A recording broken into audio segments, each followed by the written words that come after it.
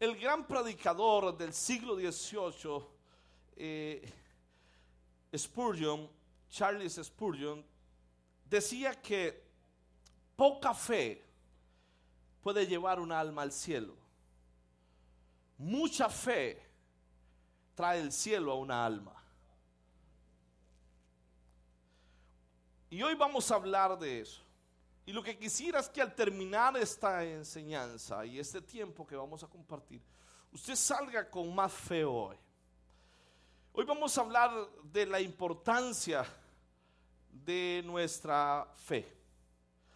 La Biblia dice en Mateo capítulo 9, versículo 29, se hará con ustedes conforme sea su fe. Se hará con nosotros según sea ¿qué? Su fe. Esa es la clave para esta aventura que vamos a empezar el día de hoy.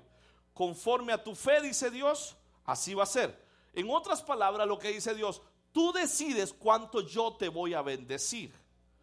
Tú crees, yo obro. Tú crees, yo te bendeciré. De eso se trata el cristianismo, de fe. En Mateo 9:23 dice, para el que cree todo es posible. Para el que cree que todo es posible. Nada es imposible para Dios. Y para el que cree todo es posible. Les hago una pregunta. ¿Cuántos que están aquí quisieran fortalecer su fe en el Señor?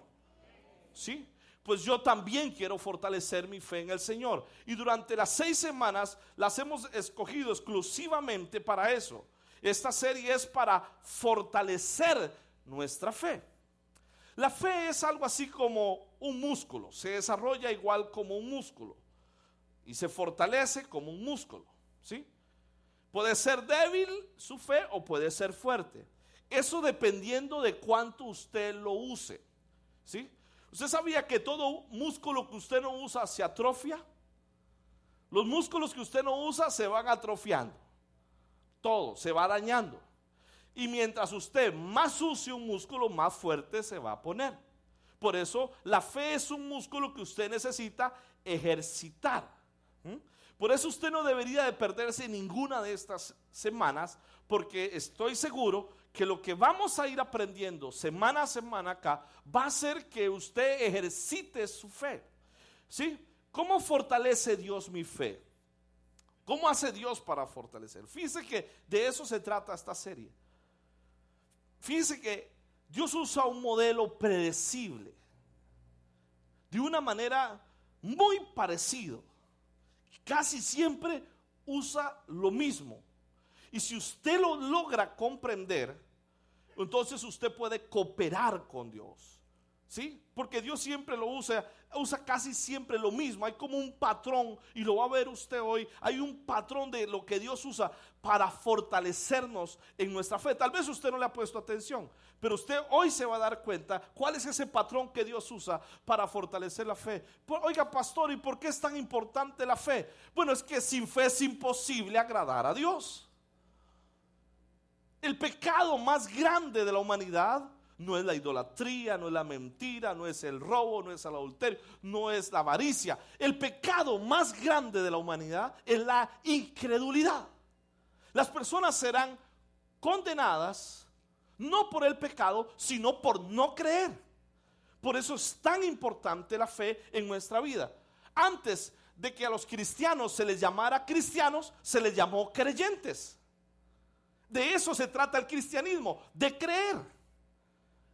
Entre más crea usted, más fuerte espiritualmente usted va a estar. Como pastor, la pregunta que quizás me hacen con mayor frecuencia es: ¿por qué me pasa esto a mí? ¿Por qué me sucede? No lo comprendo. Y es que cuando usted no comprende las etapas de la fe y no comprendes cómo es que Dios usa para formar tu carácter, para fortalecer tu fe, te desalientas. A veces se resienten, se preocupan, se atemorizan y algunas veces hasta se deprimen, empiezan a desmoronarse porque no saben por qué me está pasando esto. Pues hoy yo esperaría que al entender esto y cuando usted escuche y pase este proceso, usted sepa que las cosas que nos pasan Dios las quiere usar para nuestro bien. Esta noche voy a hacer una introducción general de toda la serie. Y vamos a hacer algo para considerar todo lo que vamos a ver en todas las 6 etapas. Entonces vamos a empezar por la número 1. ¿Cómo fortalece Dios mi fe? ¿Cómo hace Dios para fortalecer mi fe? Que lo primero que usa Dios se llama un sueño. ¿Cómo empieza? Así de fácil, con un sueño. Dios siempre usa un sueño. Siempre. Es la manera como Dios lo establece. Una visión, un ideal. Hasta que usted no tenga eso, no va a empezar a hacer nada. Todo da inicio por un sueño. Lo que Dios llega a construir, lo llega a construir por medio de un sueño. Algo que Dios le pone en su corazón para hacer. Siempre va a ser ahí. Hasta que usted no tenga el sueño en su vida, nada va a pasar. Porque ¿para qué necesitas fe si no sabes ni para dónde vas? Lo primero que inicia es con un sueño. A ver, le hago una pregunta. Si apareciera Dios hoy en este momento y le dijera al salir de aquí, dime, tienes solo una oportunidad. ¿Qué quieres que haga por ti? Solo tienes una oportunidad. ¿Qué quieres que te dé? ¿Qué le dirías? ¿Qué le dirías? ¿Qué le responderías a Dios? Señor, ¿qué le dirías a Dios? Estarías ahí como, espérese para ver, se me acabó el desodorante. Bruto, más grande, la perdió.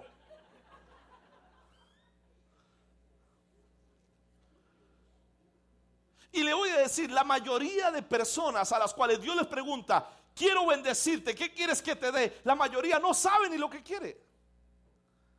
No tienen un sueño por qué vivir, no tienen una razón por qué vivir. Miren, muchachas que están aquí, mujeres que están aquí, si usted se va a casar con un hombre que no tiene sueño, que no tiene propósito, no se case con él. No pierda el tiempo.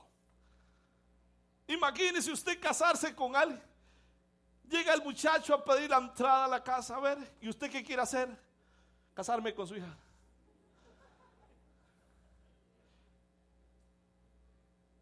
¿Y de qué van a vivir?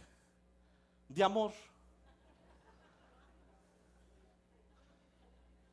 ¿Y qué va a pasar con el futuro? La voy a amar toda la vida.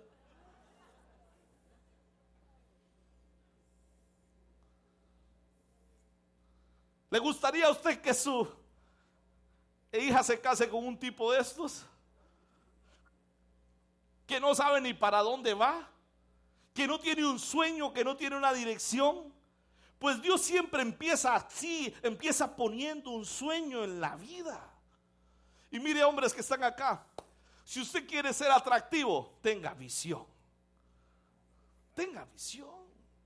Las mujeres quieren ¿verdad que sí, mujeres? Quieren un hombre que dicte por dónde va, que sepa.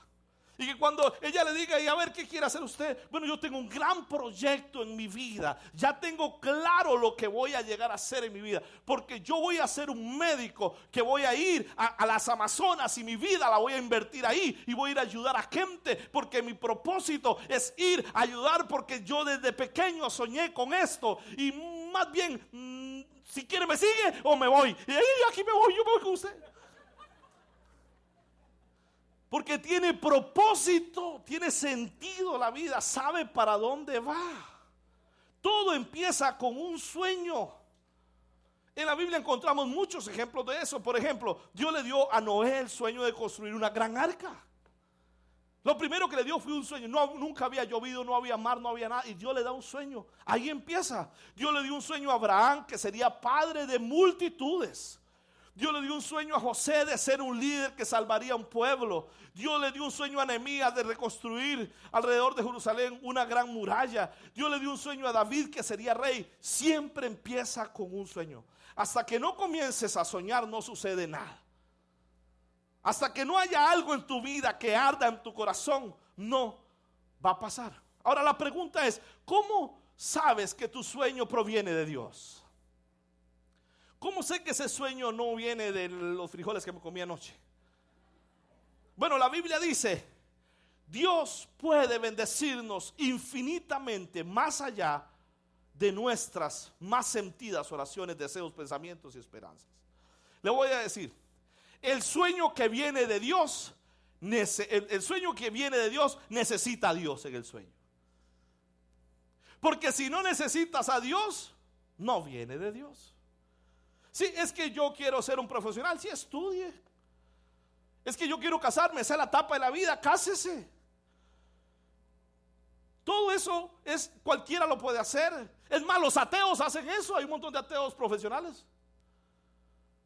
El sueño que viene de Dios necesita a Dios. Tiene que ser algo que realmente usted diga, esto es imposible para mí. Esto es demasiado grande para mí. De eso se trata. Que tiene que ser algo que sea realmente que necesites a Dios en medio. Algo que usted diga, eso yo no lo puedo hacer solo. Si Dios no me ayuda, no lo voy a lograr. Lo segundo es que la voluntad de Dios no contradice a Dios. Él no te va a decir un sueño que te diga, deja a tu familia y a tus hijos y trasládese a Hollywood porque va a ser una estrella de cine. Jamás. El sueño que viene de Dios siempre va de acuerdo a la voluntad de Dios. Tal vez usted hoy está sentado aquí, pero hoy va a conocer un poco de la historia de Oasis de Vida. Dios nos dio a mi esposa y a mí hace unos 15 años atrás. Este año estamos cumpliendo hace 15 años, pero realmente nos dio desde antes de eso el sueño de que seríamos pastores. Eso fue un sueño que Dios puso en nuestro corazón. Estábamos bastante jóvenes y más flacos. Pero sí les digo, el sueño era algo grande. Siempre pensamos en algo grande. Fuimos criticados porque pensábamos en muchas personas. Fuimos criticados porque pensábamos en una iglesia diferente a las que así estaban. Soñamos con eso. Yo latía en mi corazón eso dentro de mí. Siempre hubo en nosotros un sueño y un anhelo de ser pastores. Y que íbamos a ser pastores de multitudes, de mucha gente. Que no íbamos a ser una iglesita de pueblo, sino que íbamos a ser una gran iglesia para la gloria del Señor. Dios nos trajo, todo empezó con un sueño. Yo veo iglesias y veo pastores predicando, y yo veo, mi corazón late cuando veo la gente adorando a Dios, levantando las manos. Es un sueño que está dentro de nosotros. Algo por lo cual me levanto todos los días y algo por lo cual trabajo todos los días. Es el sueño que está dentro de nosotros para hacer lo que Dios nos ha mandado a hacer. Empezamos soñando. Nunca nadie nos dijo, los voy a mandar para que sean pastores. Nunca nadie nos ordenó para que fuéramos a ser pastores. Solo fue algo que Dios puso en nuestro corazón. Era algo que ahí estaba y probablemente Dios lo puso ya en su corazón. Y Dios tiene algo en su corazón. Algo que Dios tiene ahí. Dios comienza por darte un sueño. Y yo sé que a muchos Dios les ha estado hablando de algo que tienen que hacer.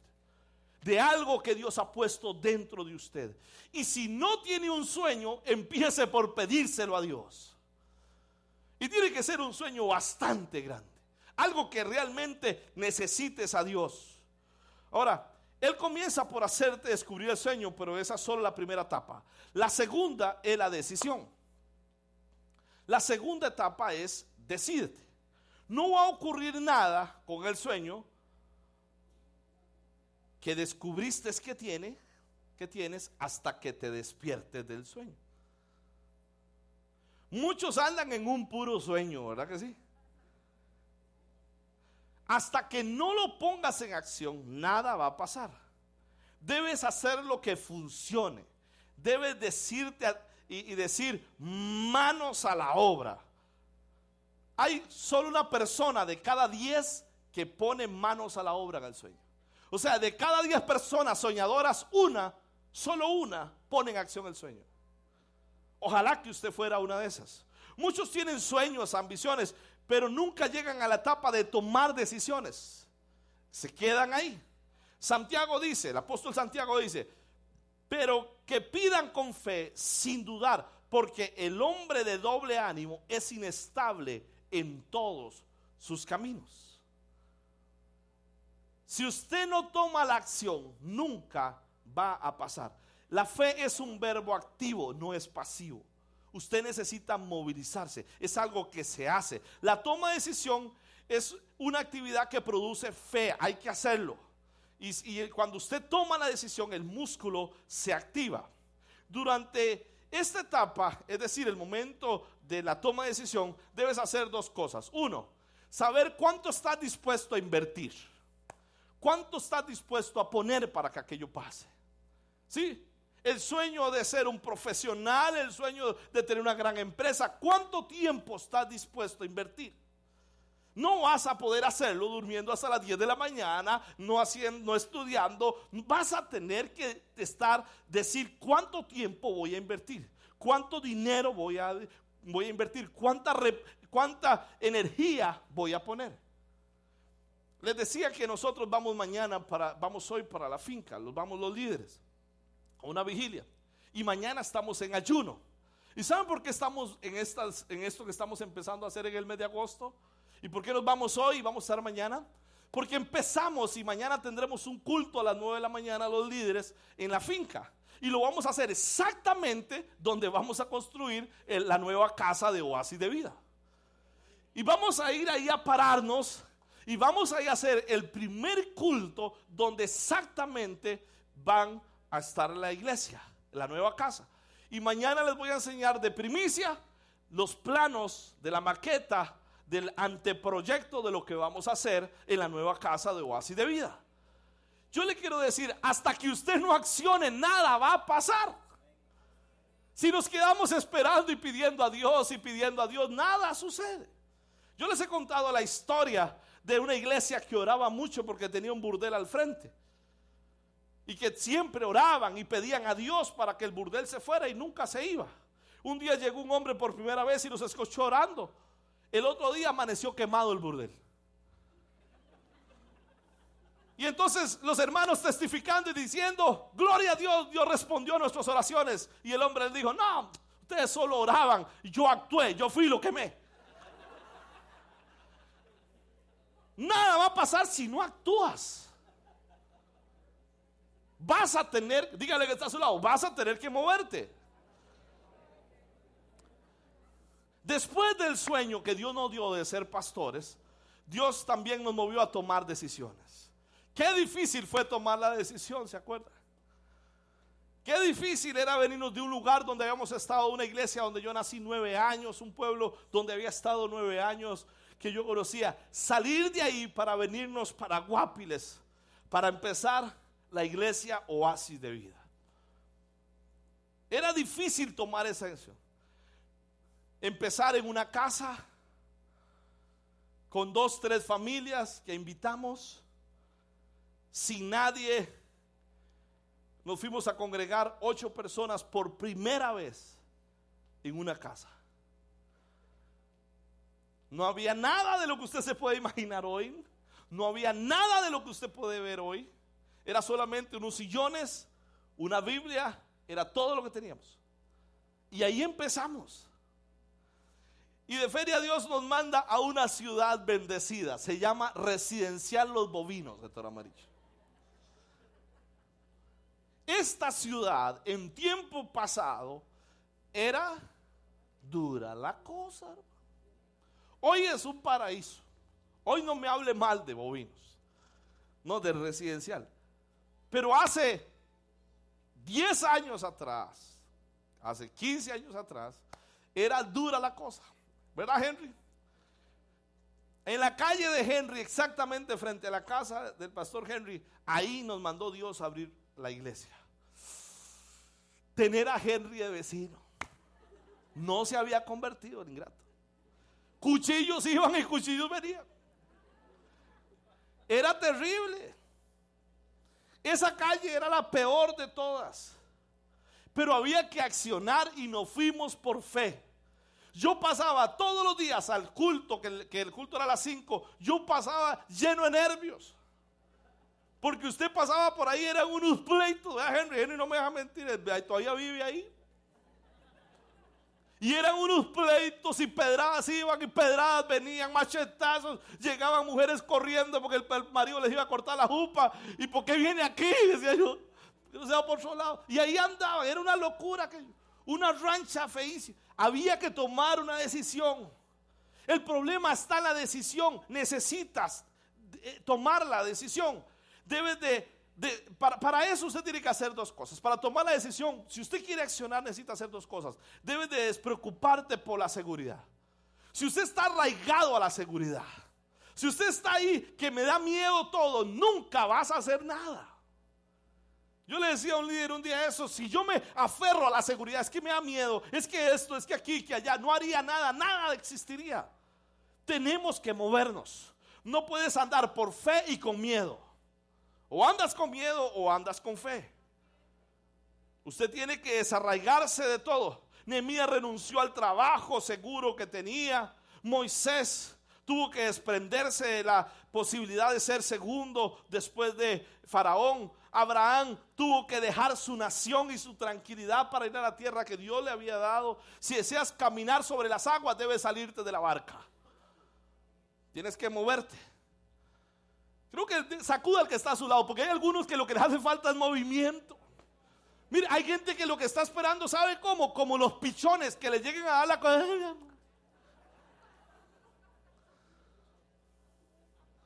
Esperando que se la pongan, ¿sí o no?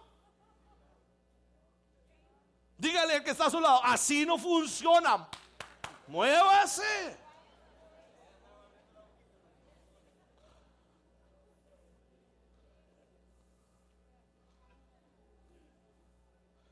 ¿Sabe cuál fue probablemente de las decisiones más fuertes de mi esposa y mía para ser pastores? La decisión de soltarnos de la seguridad. Porque Dios nos había llamado, ya estábamos acá, teníamos casi 4 años de servir acá, pero mi esposa es terapeuta de lenguaje de profesión, trabajaba en el Ministerio de Educación, tenía un buen salario. Para aquel tiempo no habían terapeutas de lenguaje, me consta, habían poquísimas, 10, 12 en todo el país, y ya estaba trabajando, ya tenía todo montado. Yo tenía un puestito más o menos, pero estaba asegurado 7 años de trabajar en la Air, estaba pura vida, cada uno tenía el salario, era el mejor tiempo de nuestra vida, estábamos gozando los mejores días de nuestra vida, estábamos pura vida. Y un día se nos ocurre ir a un congreso. Vamos a un congreso, mi esposa y yo, y nos vamos para San José. Y cuando estamos en el congreso, yo escucho una voz de Dios que me dice: mientras estés con tu seguridad, donde estés amarrado a tu seguridad, nada va a pasar. Suéltate de ahí, que yo te voy a proveer. Y recuerdo, nunca se me olvida, veníamos en el bus y le dije, eso fue un domingo: mañana voy a poner la carta de renuncia de mi trabajo. Y llegué el lunes y presenté la carta de renuncia y le dije: hasta aquí. Y renuncié. Hermano, yo sé que algunos de ustedes están viendo todo lo que hay, pero cuando hicimos esto, lo que había que era una carpa que se caía cada mes. Una carpa que cuando llovía se caía. Que aquí, cuando hicimos eso, Henry que está aquí, los más viejos que están aquí saben que lo que aquí había, no había nada. Nos vinimos aquí por menos de 1/4 del salario que teníamos entre los dos. Soltamos la seguridad que teníamos, nuestra seguridad, para confiar en Dios. Necesita soltar. Ahora viene la tercera etapa. ¿Cuál es la tercera etapa? La tercera etapa es la demora. La primera etapa, ¿cuál es? El sueño. Vamos a aprenderla. La primera etapa, ¿cuál? Ya vieron la pizarra aquí, sinvergüenza, que son rapidísimos tipos. La primera etapa, ¿cuál es? El sueño. La segunda etapa, ¿cuál es? Acción. Y la tercera etapa es la demora. Dios no hace que tu sueño se cumpla inmediatamente. No funciona así. No funciona. Dios no prometió darte un sueño hoy y realizarlo mañana. Debes siempre contar con que habrá tiempo intermedio. Presupuéstelo. No va a ser de la noche a la mañana. Siempre hay una demora. Vean lo que dice la Biblia. Habacuc, capítulo 2, versículo 3, dice: pero las cosas que planeo no ocurrirán inmediatamente. Lentamente, con tranquilidad, pero con certeza se acerca el tiempo en que la visión se cumplirá. Las cosas que planeo no van a ocurrir, ¿cómo? En la etapa 3 te comienzas a hacer la pregunta: ¿cuándo? ¿Para cuándo, papá? ¿Para cuándo, papá? ¿Cuándo, Señor? ¿Cuándo va a venir, Señor? ¿Cuándo? ¿Cuándo va? ¿Cuándo vas a contestar a mi oración? Y nosotros los ticos odiamos esperar, ¿sí o no? Nosotros queremos todo. ¿Alguna vez usted ha estado deprisa y siente que Dios no? ¿Alguna vez usted ha estado así como apúrese Dios y que Dios está como no sabe? Muchas veces nos va a pasar eso en la vida. Nosotros no nos gusta esperar en un restaurante, el regalo de la Navidad lo queremos abrir antes, todo lo queremos ya. Pero lo que más nos disgusta es esperar a Dios. Rapidísimo, si no llega el príncipe azul me canso con el celeste. Pero voy de una. Tú estás listo, pero parece como que Dios no. Y es que quiero decirle, Dios quiere trabajar primero en ti antes de trabajar con tu proyecto. Dios está interesado más en usted que en su proyecto. Cada creyente en la historia ha tenido que pasar por la universidad que se llama la Universidad de Estudio de la Espera. Se llama UEE, Universidad de Estudio de la Espera. Y algunos todavía no se han graduado. Miren, escuche. A Noé le costó 120 años para llegar a construir su sueño. Abraham, Dios le dice cuando tiene 45 años será padre de multitudes, y a los 90 es padre de multitudes. O sea, 45 años después le tocó esperar, le tuvo que poner bonito. Dios le dijo a Moisés que sería el líder y que libraría de 400 años de esclavitud al pueblo de Israel. Y lo llevó 40 años para que estuviera en el desierto. Dios le dice algo a alguien y pasa muchísimo tiempo. A José le dijo que de la prisión saldría a levantar y se convertiría en el tipo más grande de Egipto.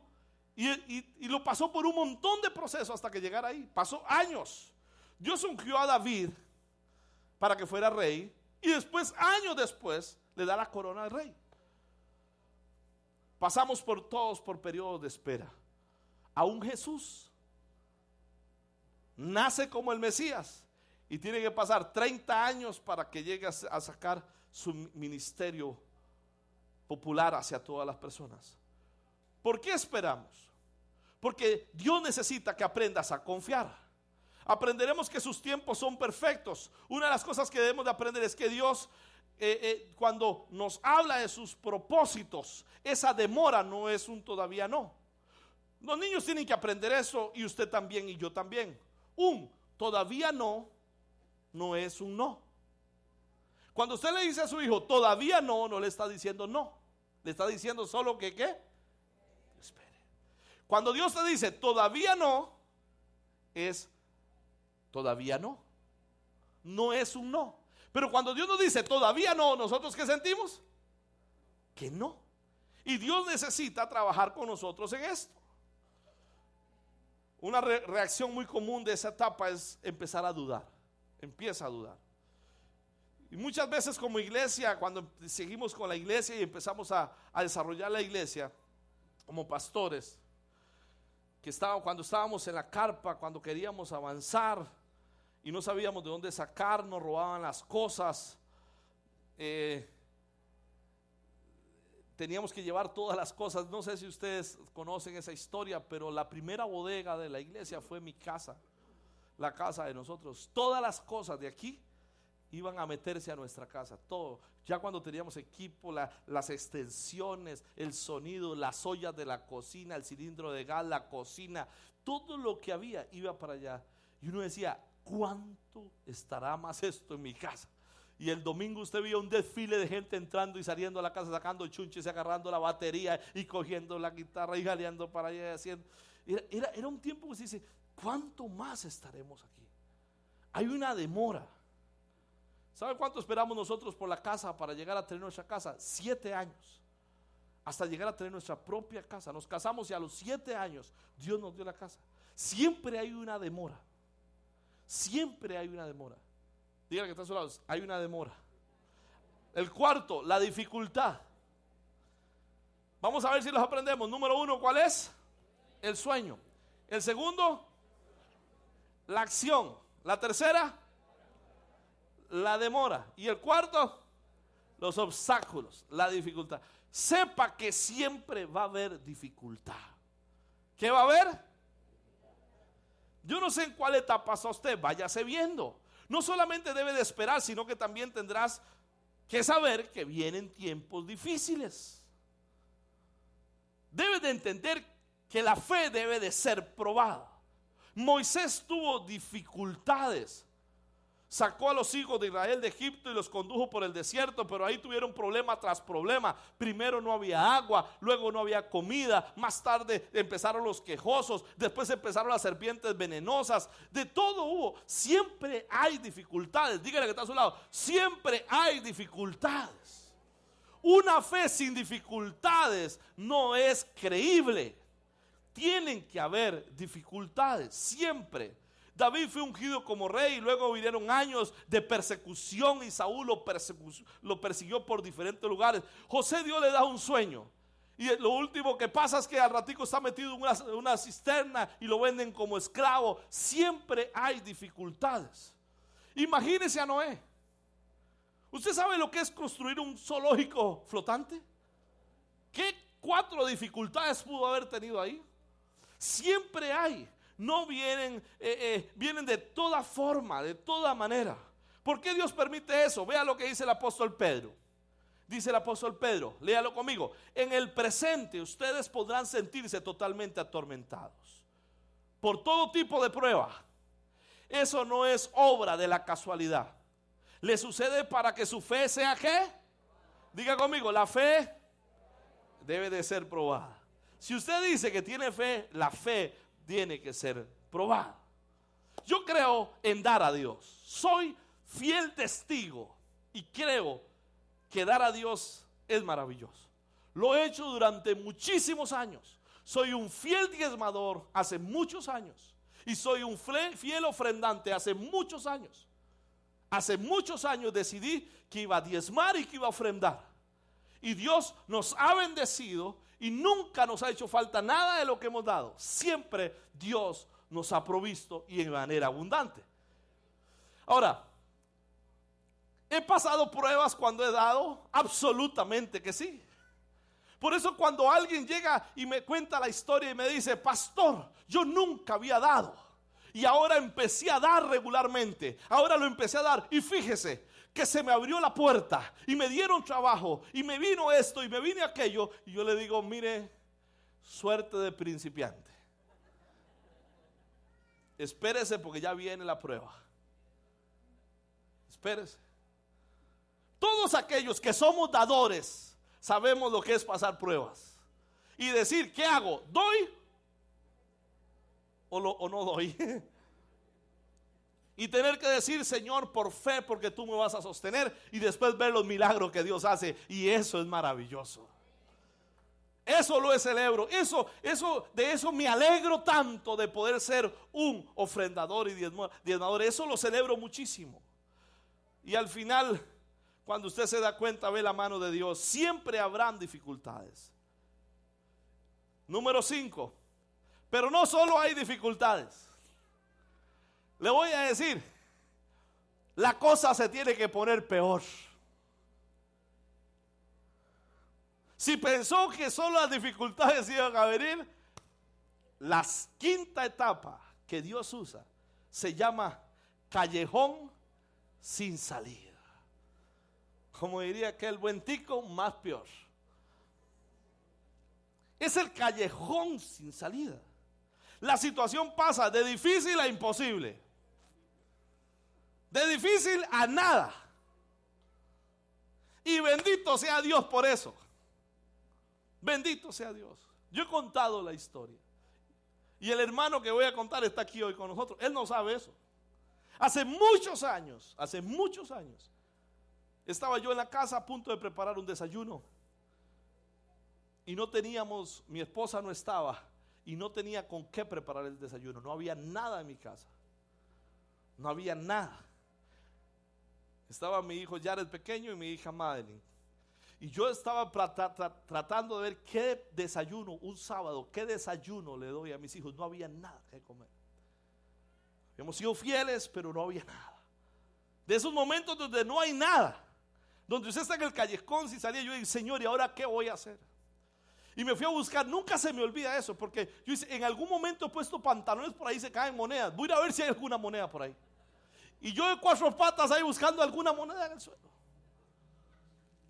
¿Y qué pasó? Nada. Y recuerdo que digo, voy a ir a aprender la cocina. En el nombre de Jesús algo va a aprender. Y me fui a aprender la cocina. Pero yo decía, Señor, ¿qué voy a cocinar? No había nada. Y en eso llega un hermano a la iglesia, a la casa. Y llega a decirme algo, me dice, pastor, no sé qué y no sé cuánto, y algo que me dice aquí y allá. Él no sabe lo que estoy viviendo, no sabe lo que estoy pasando. Sí, está bien, no sé qué. Se monta en el carro y se va. Y yo voy para adentro pensando, ¿qué desayuno? ¿Qué voy a hacer para mis hijos? Y de pronto se devuelve y me vuelve a decir, pastor. Y se devuelve y mete la mano en la bolsa y dice, Dios me dijo que le diera esto. Y agarré en ese momento eso. Él no sabe lo que estaba pasando. No sabía. Pero el Dios al cual sirvo sí sabe. Y siempre la cosa se va a poner de difícil a imposible. Pero no se preocupe, cuando usted la esté viendo la imposible, tranquilo, no está solo. Siempre ha pasado. Termino con lo que dice Pablo. Vea lo que dice Pablo. Los problemas y sufrimientos que tuvimos, dice el apóstol Pablo, fueron tan tremendos que casi no podíamos soportarlos. Hasta que creímos que nos íbamos a morir. O sea, Pablo sintió que se iba a morir. Pero eso nos ayudó a no confiar. ¿En qué? En nosotros mismos. Sino en Dios, que puede hacer que los muertos vuelvan ¿a qué?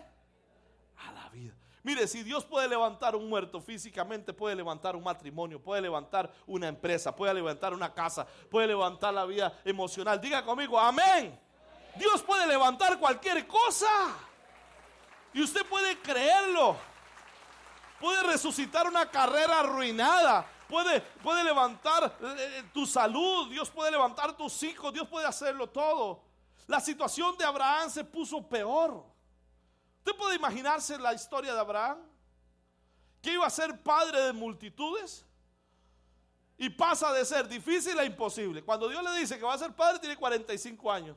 Pero a los 90 años, ¿usted cree que alguien? Abraham se queda viendo el cuerpo de él y dice, imposible. Pero vuelve a ver a su esposa y dice, doblemente imposible. 90 años.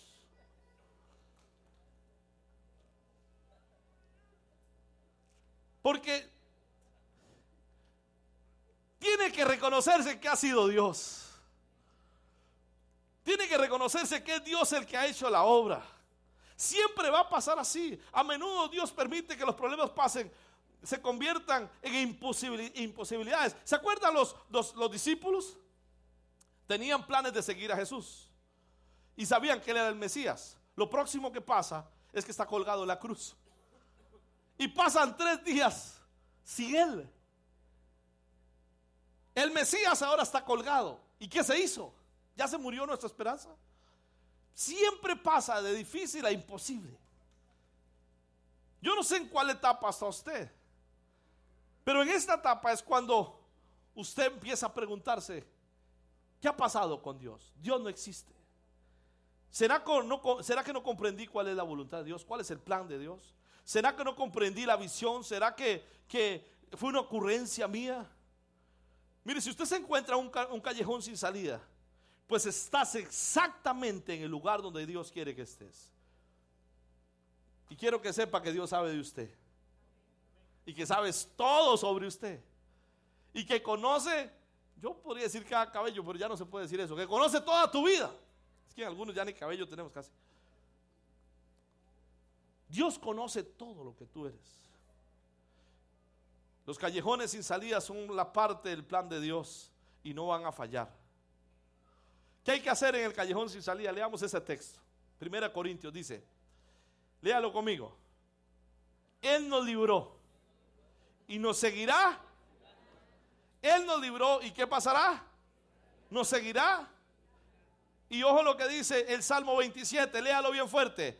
Yo sé que el Señor me librará de nuevo y otra vez veré la bondad de Dios para conmigo. Diga amén. Yo sé que Dios obrará. Si usted está en un callejón sin salida, Dios va a obrar en ese callejón sin salida. Porque es Dios el que puede ayudarte. No hay otra manera más. Tuvimos mucha incertidumbre en el proceso que estuvimos nosotros acá. Recuerdo cuando le pedíamos ayudantes a Dios. Le decíamos a Dios, Dios, ayúdanos. Manda equipo. Y empezaron a llegar una manada de rebeldes, malamanzados. Viera qué terrible. Hacíamos un evento y el evento lindísimo y terminaban todos peleados contra todos. Eran tiempos bien difíciles.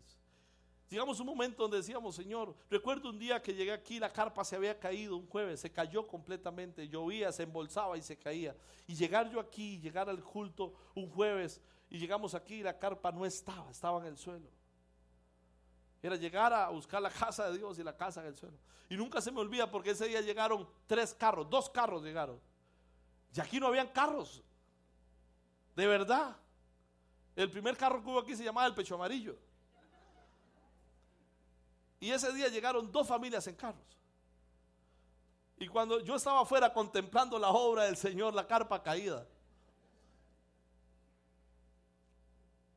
Y llegaron 2 carros y dice, aquí es la iglesia.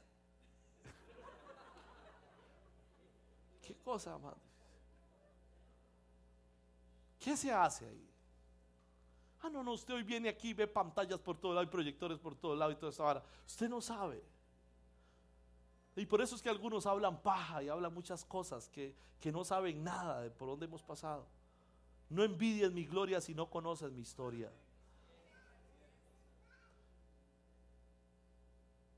¿Qué hay que hacer? ¿Sabe qué hay que hacer?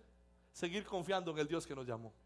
Porque ¿sabe cuál es la última etapa? Se llama la etapa de la liberación. Se llama la etapa cuando Dios viene a liberar. La primera etapa, ¿cuál es? El sueño. La segunda etapa, ¿cuál es? Acciona. La tercera etapa, ¿cuál es?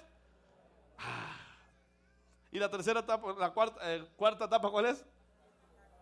Y la quinta. Es aquí donde uno dice, Señor, ¿existes o no? ¿Por qué estás aquí o no estás aquí o qué? Pero la última etapa se llama la etapa de la liberación. Es la etapa donde Dios viene y llega y libera.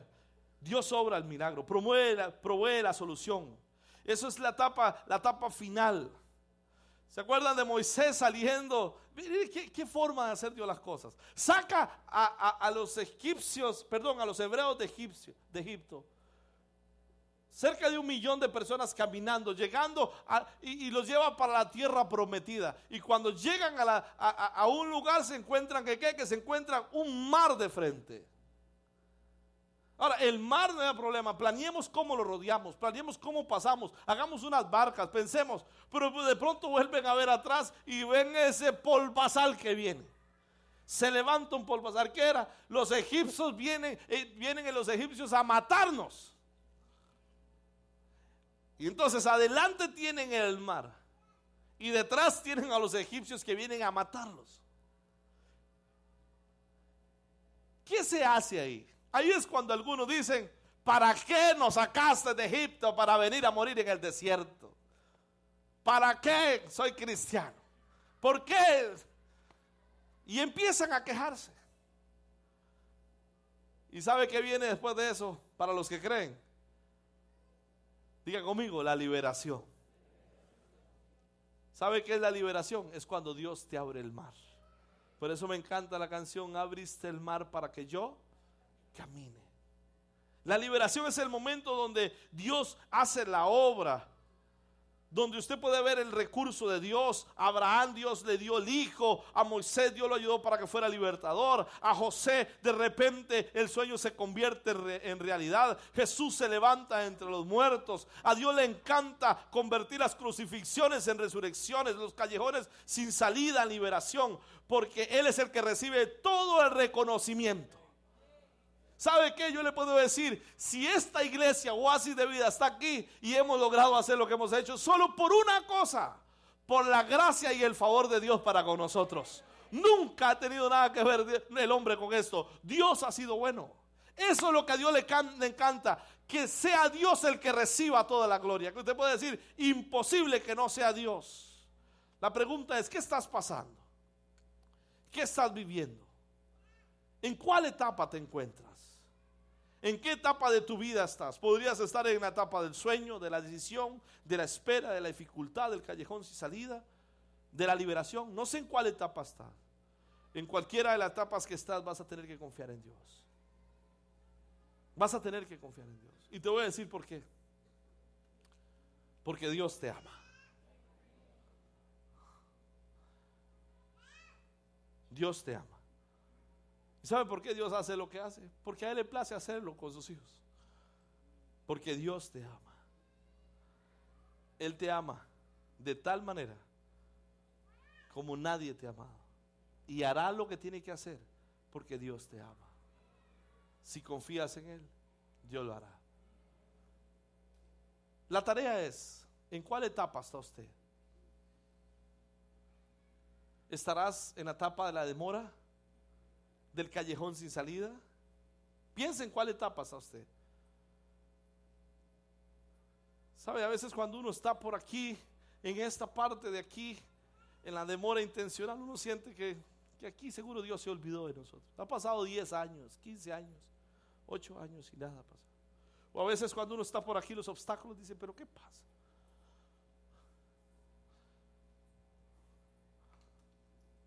Pero yo le quiero decir, solo son etapas. Diga conmigo, son etapas. Solo son etapas, nada más etapas. Son solo procesos. Cuando usted descubre cuáles son las etapas, usted puede colaborar con Dios. Póngase de pie.